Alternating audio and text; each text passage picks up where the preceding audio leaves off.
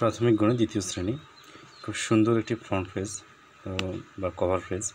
এই কভার পেজের এখানে দুজনের ছবি দেওয়া আছে।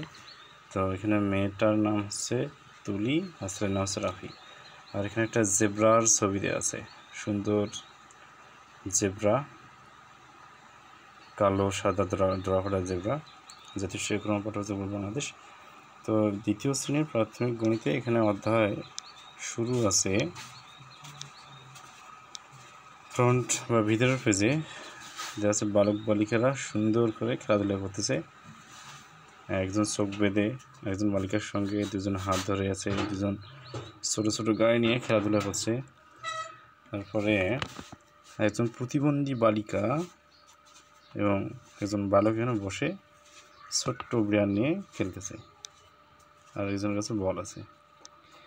তো চরিত্র প্রতীকের ব্যাখ্যা হিসেবে এখানে মেয়েটার নাম হচ্ছে তুলি আর ছেলেটার নাম হচ্ছে রাফি। অর্থাৎ দুজনের মধ্যে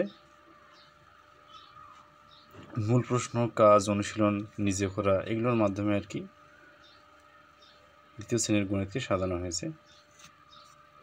এবং এই দুজন চরিত্রের মাধ্যমে সাজানোর ফলে শিক্ষার্থীদের বুঝতে অনেকটা সুবিধা হবে। এখন প্রথমে যে চিত্র দেওয়া আছে, এখানে সুন্দর একটি চিত্র, বাচ্চারা বা শিশুরা কিভাবে রাস্তা পার হবে তার একটা চিত্র দেওয়া। দুই দিকে এখানে বাতি দেওয়া আছে, রেড লাইট, ইয়েলো লাইট এবং গ্রিন লাইট। এখানে বাচ্চারা জেব্রা ক্রসিংয়ের সাহায্যে রাস্তার দিক থেকে অন্যদিকে পার হচ্ছে। সুন্দর একটি চিত্র এবং বাচ্চাদের এখানে শিক্ষণীয় বিষয় আছে। তারপর এখানে সূচিপত্রগুলো দেওয়া আছে। সূচিপত্রের মধ্যে এখানে সংখ্যা ও স্থানীয় মান নির্ণয়, তারপর যোগ, 2 নম্বর আছে যোগ বিয়োগ, 3 নম্বর দেওয়া আছে গুণ, 4 নম্বর জ্যামিতিক আকৃতি ও প্যাটার্ন, 5 দেওয়া আছে পরিমাপ, 6 আছে মুদ্রা এবং 7 দেওয়া আছে এখানে উপাত্ত। এই অধ্যায়গুলো সম্পর্কে যদি সুন্দর করে কোনো বাচ্চা বা শিক্ষার্থী পড়ে তাহলে খুব ভালো ধারণা পাবে আর কি। তারপর এখানে একটা ফিগার দেওয়া আছে, অর্থাৎ চিত্রের মধ্যে এখানে দেখা যাচ্ছে একটা প্যাটার্ন সাজানো আছে। এবং প্যাটার্ন সাজানো কীভাবে আছে, যেখানে 3টি সংখ্যা, যেমন 4, 5, 20 এখানে গুণ, উপর মাঝের সংখ্যার সঙ্গে যদি এই সংখ্যাগুলো গুণ করা হয় তাহলে আমরা এখানে ব্ল্যাঙ্ক ঘরগুলোতে আর কি সংখ্যা বসাতে পারবো। তাহলে 4 5 20, এখানে কত হবে 4 2 8, 4 লং 36, এখানে হবে 4 6 24, 4 7 28 দেওয়া আছে, 3 4 কত হবে 12, 4 1 4, 4 8 32, 4 4 16। তো এই বিষয়গুলো এখানে দেওয়া আছে। খুব সুন্দর একটি চিত্র। তো প্রথম অধ্যায়, আলোচনার প্রথম অধ্যায় আছে স্থানীয় মান। ক্লাস 1-এ এখানে শেখানো হয়েছিল 1 থেকে 20 পর্যন্ত সংখ্যাগুলোর ব্যবহার এবং বানান করে পড়া বা উচ্চারণ করে পড়তে যেতে পারে। আর এখানে দেওয়া আছে 21 থেকে 100। দ্বিতীয় শ্রেণীতে গণিতের যে সংখ্যা শেখানোগুলো হবে 21 থেকে 100। তো এখানে বলক দেওয়া আছে, বলক যে কাঠির সাহায্যে এখানে বিভিন্ন বলকগুলো দেওয়া আছে, বর্গাকার গোলক। তো এগুলো গণে গণে বাচ্চারা আর কি সংখ্যা শিখবে। যেমন এখানে একটা লম্বা ব্লক, পরে লম্বা ব্লকে 10টা 10টা করে দেওয়া আছে, 10 10 20 আর 1 কত হবে এখানে 21। তাহলে এখানে সংখ্যা আছে কত 21। সে পড়ি কীভাবে, 2 10 1 21 এভাবে পড়তে পারে, অথবা 21 আবার কথায় লিখলে 21। এভাবে 21 22, তারপরে 23 24 এই সংখ্যাগুলো বাচ্চারা পড়বে। তারপরে 25 26 27 28 29 30, 31 32 33 34 35 36 37 38 39 40 41 42 43 44 45 46 47 48 49 50। এখানে 50 পর্যন্ত আর কি বড় বড়োভাবে কাঠি সাজে দেখানো হয়েছে বা ব্লকের সাজে দেখানো হয়েছে, তাদের বাচ্চারা আর কি গনে গনে গনে এই সংখ্যাগুলো নিজে থেকেই বলতে পারে। খুব সুন্দর চিত্র দেয়া। তো এখানে এরা বাচ্চাগুলো এই সংখ্যাগুলোকে আর কি, যেমন এই সংখ্যা 50 দেওয়া আছে, 5 0 50, 4 10 9 49। তো এখানে 4টা 10, এখানে 4টা 10 আছে, 1 2 3 4, 4টা 10-এ 4 10 40 হবে আর 9, তাহলে 4 10 9 49। এভাবে সে পড়বে, তাহলে তার 10টা করে দশকের যে বিষয়টা এটা সমস্যা জানতে পারবে যে একটা কাঠিতে 10টা করে আছে, 4টে 10-এ কত হয় 40 আর 9 4 10 49, আর 5টা 10-এ হচ্ছে কত 5 10-এ 50। এইভাবে ব্লকগুলোর সাহায্যে সুন্দরভাবে পড়তে পারবে। আর এখানে দেওয়া আছে 51 থেকে 100 পর্যন্ত সংখ্যাগুলো পড়িও কথায় লিখি। তো এখানে ওই একই সিস্টেম, শুধু কাঠির বা ব্লকের ব্যাপারটা নাই। সে যদি 50 পর্যন্ত পড়তে পারে কাঠি বা ব্লকের সাহায্যে, তাহলে এখানে 51 থেকে 100 পর্যন্ত সুন্দর করে পড়তে পারবে।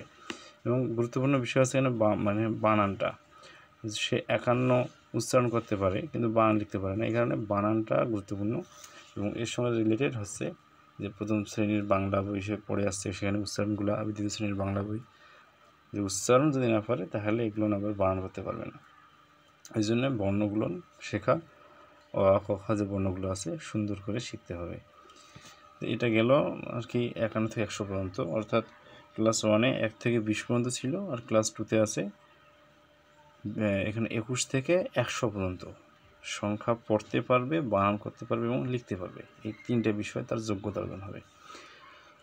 তো এইখানে নিজে করার বিষয় যেমন দেওয়া আছে যে নিজে করা, সে যদি 21 থেকে 100 পর্যন্ত পড়তে পারে তাহলে এখানে নিজে সে করতে পারবে। এজন্য তার মূল্যায়নের দরকার, সে পারতেছে কি না। তখন মূল্যায়নের ক্ষেত্রে নিচের সংখ্যাগুলো পড়িয়ে কোথায় লিখি। এখানে দেওয়া আছে 24, তারপরে 47, 32, 59, 87, 75, 93, 89, 86, 99, 100, এই যে কটা এখানে সংখ্যাগুলো দেওয়া আছে, সে যদি পারঙ্গমতা অর্জন করতে পারে বা সে 21 থেকে 100 পর্যন্ত বান করে পড়া লেখার যদি অভ্যাস করতে পারে, তো অবশ্যই সে এই সংখ্যাগুলোকে বান করে মুখে বলতে পারবে এবং লিখতে পারবে।